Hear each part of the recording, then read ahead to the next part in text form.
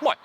Olisiko kiva, jos autoarviot olisi semmosia, että niistä ymmärtäisi jotain myös ilman automekaanikon tutkintoa tai vähintään bensalenkkarin arvonimeä? Löysit just oikeaan paikkaan.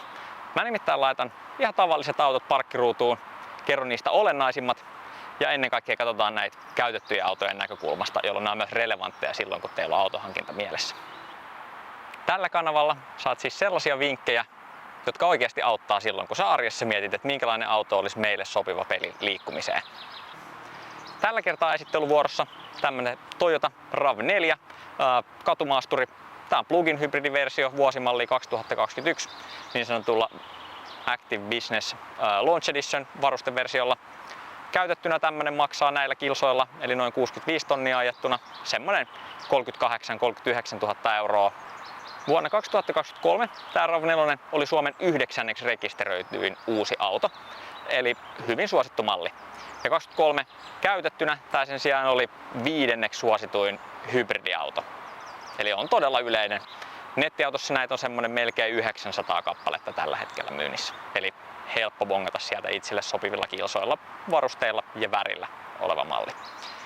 Uutena tällainen plug-in hybrid-versio maksaa tällä hetkellä semmoinen vajaa 60 000 euroa tai varusteiden kanssa vielä vähän enemmän. Ja jos ei tuolla plug-in koneella niin paljon tee, niin alkaen hinnat on vajaa 50 000 euroa. Vuodesta 2021 lukien, ainakin tähän vuoteen 2024, kaikki RAV4 on käytännössä samanlaisia. Toyota on toki vähän vaihdellut varusteita välissä. Yksi kiinnostava nosto tästä autosta on se, että Suzuki Acros on tämän auton sisarmalli ja se on käytännössä tismalleen sama auto, johon on vaan vaihdettu logot ja ehkä pikkasen jotain puskurin muotoa ja muuta. Eli jos katsotte tämän tyylistä autoa, olette sitä mieltä, että RAV4 voisi olla teille hyvä, niin kannattaa ehdottomasti tsekata myös Suzuki Acros. Se on Suomessa selkeästi harvinaisempi kuin tämä Toyota RAV4, jolloin voi olla, että sitä löytyy aina välillä edullisemmalla hinnalla. Suurin osa kun ei tietenkään tajua katsoa, että olisiko Suzuki Acrosia myynnissä silloin, kun he on todennut, että Toyota RAV4 voisi olla heille sopiva auto.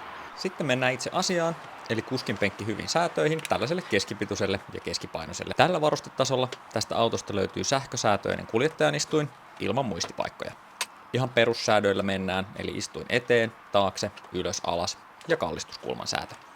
Selkänoja kallistuu toki myös ja ristiselän tukea pystyy säätämään. Ratti säätyy manuaalisesti vivusta vapauttamalla ja myös syvyyssuunnassa. Ja takapenkin tulikoe. Mahtuuko keskikokoisen kuskin taakse keskikokoinen kyytiläinen? Aivan heittämällä. Jaloille jää reilusti tilaa ja kuskin selkänoja ei aiheuta välitöntä ahdistusta. Niskatuesta löytyy oikein sopiva korkeus ja pään tilaa on todella paljon. Tänne mahtuu todennäköisesti lähemmäs 2-metrinenkin mukavasti. Selkänoja kallistuu pariin asentoon, jos tykkää istua pystymässä tai haluaa takakonttiin hieman lisätilaa. RAV4 kelpaa aikuisenkin matkustaa kuskin takaa. Tän auton kanssa kävikin niin hauska juttu, että puoliso vei aamulla turvaistuimen mukanaan, joten en saa soviteltua tänne nyt tällä kertaa minkäännäköistä lasten turvaistuinta. Tässä on kuitenkin niin paljon tilaa tää jalkojen ja penkin välissä, että aivan heittämällä mahtuu turvaistuin tähän kuskin penkin taakse.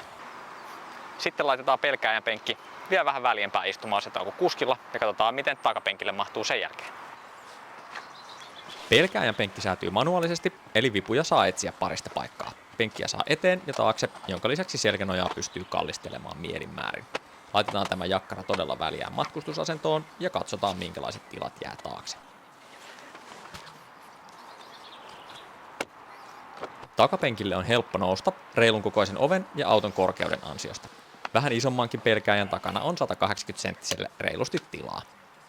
Tässä versiossa pientä arjen luksusta matkustajille tuo ei sähköiset takaikkunat, vaan takapenkeiltä löytyvä penkilämmitys, jota voi säätää ovesta itse. Ei siis tarvitse jäädyttää hanuria talvella takapenkilläkään. Lisäksi keskeltä löytyy 2 USB-paikkaa, joista saa hyvin virtaa puhelimen, padin tai muun laitteen lataamiseen. Sitten tämmöistä katumaasturia harkitseville tietysti yksi oleellisimmista asioista, eli takakontin tilavuus. Mitäs kaikkea tänne mahtuu? Tästä autosta löytyy sähköinen takaluukku, aukeaa ja sulkeutuu, helpottaa vähän elämää. Ja tänään sinne löysi tiensä lätkäkamat, golfbagi ja tuolla takana on vielä golfkärrykin. Katsotaanpa sitten miten nämä mahtuu tänne ihan erikseen laitettuna. Lätkäkamat.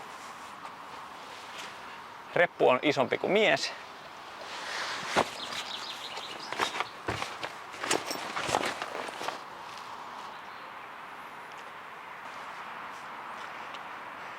aika sama miten päin yrittää ton repun kanssa, joka vie enemmän tilaa selkeästi kuin semmonen perus putkikassimallinen lätkäkassi.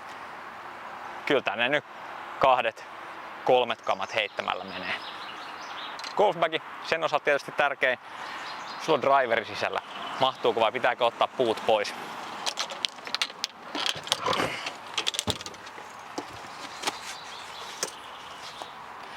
Aivan heittämällä sisään. Sitten on vielä oma golfkärry. Silmämääräisellä arviolla sanoisin, että kyllä tänne aika todennäköisesti 2 bagia drivereineen mahtuu. Sitten toki tuo kärry joutuisi heittämään tähän päälle, mutta eipä siinäkään kauhean suurta ongelmaa ole. Niin kuin aikaisemmin totesinkin jo, tästä jaksosta ei nyt tullut ihan niin lapsiperheystävällinen, koska sen lisäksi, että mulla ei ollut turvaistuinta käytettävissä tässä kohtaa, niin mä unohdin myös lastenrattaat kotiin, kun mä hain tää auton lainaa. Mutta ei se mitään. Noilla testeillä esimerkiksi tää golfkärry niin vie enemmän tai vähemmän tilaa kuin rattaat. Tän saa todella näppärästi heitettyä tonne. Sanoisin, että tänne mahtuu yhdet rattaat todella hyvin. Jos on vähän pienempiä rattaita, niin 2 eikä kanssa ei tule mitään ongelmia. RAV4 löytyy takakontista tämmönen pieni lokero. Tänne mahtuu just esimerkiksi latauskaapelit, mutta toki jos tähän lataa tavaraa päälle, niin sitten näiden käyttäminen on vähän vaikeaa. Katsotaan sitten, miten tuo takapenkki kaatuu. Pieni miinus siitä, että tässä versiossa ainakin kaatuu vain 2 osassa. Keskeltä ei saa kaadettua tuota pientä palaa.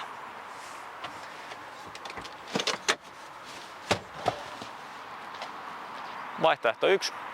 Keskipenkki ja pelkäjän puolen penkkinuri.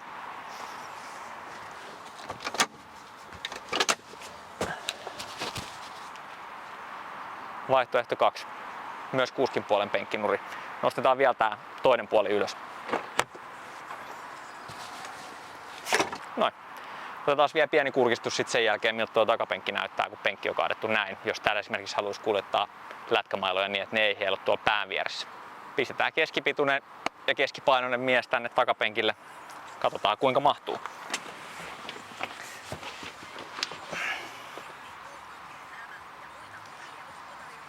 Pikkasen jää ehkä kapeaksi näin.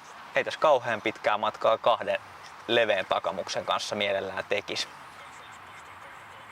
Onneksi aika harvoin tarvii matkustaa niin, että kaataa oikeasti penki. Infotainmentin eli viihteen, navigoinnin jne osalta tämä RAV4 tukee langallista Apple CarPlayta ja Android-autoa kosketusnäytöltä, joka toimii varsin sulavasti. Kukaan täysjärkinen tuskin siis käyttää auton omaa ohjelmistoa muuhun kuin radion kuunteluun ja auton asetuksien sääntöön. Ilmastoinnin säädöt tapahtuu selkeistä omista näppäimistä ja halutessaan kuskille ja pelkääjälle saa puhallettua eri lämpöistä ilmaa. Koska tämä on hybridi, vaihteisto on tietenkin automaatti, vaihdekepin vierestä säädetään ajomoodeja, joissa on muun muassa täysin sähköiseen ajoon pyrkivä EV-moodi, perushybridimoodi ja ajoakkuun polttomoottorilla virtaa tekevä latausmoodi. Koskaan tämä RAV4 ei kuitenkaan liiku puhtaasti polttomoottorilla, vaan hybridijärjestelmä on aina avustamassa mukana. Eli ei muuta kuin puhelin kiinni ja menoksi. CarPlaylla onnistuu mallikkaasti navigoinnit, Spotifyn soittamiset ja vaikka äänikirjojen kuuntelu. Sitten viimeiseen ja vähäisimpään osuuteen, eli ajamaan autolla. Ellei kyseinen yksilö ole rikki, niin hyvinhän tämä kulkee.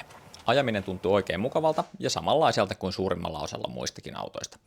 Jarruttaessa hybridijärjestelmä ottaa jarruenergian talteen ja lataa niillä akkuja. Se on kuitenkin niin kevyt, että ajaessa sitä ei osaa erottaa normaalista moottorijarrutuksesta. Siirtymä pelkästä polttomoottorista tähän on siis ajotuntuman kannalta erittäin helppo. Koska tämä auto on korkea, täältä näkee vähän lyhyempikin kuljettaja hyvin muun liikenteen ja ohjaamosta on helppo havainnoida ympäröivää liikennettä. Kohtuullisen hyvän maavaran takia hidastetöissyissä ei tarvitse pelätä, että pohja menisi raapimaan tienpintaa. Toyotan oma arvio näiden RAV4 plugarien sähköiselle kantamalle on jopa 74 kilsaa, ja tämän auton pitkään omistaneen kaverin mukaan normaalissa arkiajossa sähköllä pääsee usein oikeasti semmoiset 50 kilsaa, joka riittää siis hyvin suurimmalle osalle autoilijoista. Jos auton siis saa ladattua yöllä kotona, ei polttomoottoria tarvitse pyräyttää päälle kuin mökkireissulla ja muilla pidemmillä siirtymillä. Tätä arviota tehdessä ajoin tällä autolla Kehä 3 sisäpuolella yhteensä reilun tunnin, ja siinä aikana polttomoottorin ei tarvinnut osallistua toimintaan kertaakaan. Jos akku pääsee tyhjäksi, pelkällä polttomoottorilla ajaessa tämän tyypillinen kulutus pyörii jossain reilun 6,5 litran tienolla. Ajomelu on varsin normaali rauhallinen, Apple Watchilla mitattuna 50 kilsaa tunnissa vauhdissa noin 61 desibeliä, 80 66 ja 100 68 desibeliä. Nämä puhtaasti sähköllä ajaessa. Polttomoottori pörähtäessä käyntiin, sen kyllä erottaa muusta ajomelusta selvästi, mutta tuskin se äänenpainetta pahemmin kasvattaa. Adaptiivinen vakionopeuden säädin tässä toimii tosi hyvin, ja sen kanssa auto kulkee mukavasti pyydettyä nopeutta tai tarvittaessa edessä ajavan hitaamman ajoneuvon nopeutta, sopiva turvaväli säilyttäen. Kaistavahti sen sijaan tuntuu oman makuun hieman laiskalta ja tuntuu antavan auton välillä poukkoilla kaistaviivojen välisellä alueella. Todennäköisesti kuitenkin tekee sen minkä lupaa, eli estää epähuomiossa kaistalta poistumisen vääntämällä vastaan. Mukavia juttuja, arkia, jossa tässä autossa tietysti on esimerkiksi se, että tästä tosiaan löytyy täyssähköä suosiva moodi, jolloin saadaan pidettyä polttomoottori pois päältä ison osan matkasta.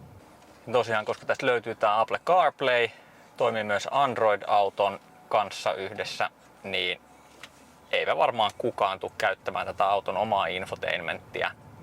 Se on myös aika köpö, mutta koska Android-auto tai Apple CarPlay löytyy, niin niitähän nyt kannattaa käytännössä aina käyttää. Ne on ajan tasalla ja päivittyy netistä toisin kuin nämä autojen omat softat tyypillisesti.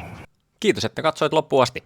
Laita tili seurantaa ja kommentoi vaikka alle, minkä auton tai minkä tyyliseen tarpeeseen olevan auton haluaisit seuraavaksi nähdä tällä kanavalla. Palataan!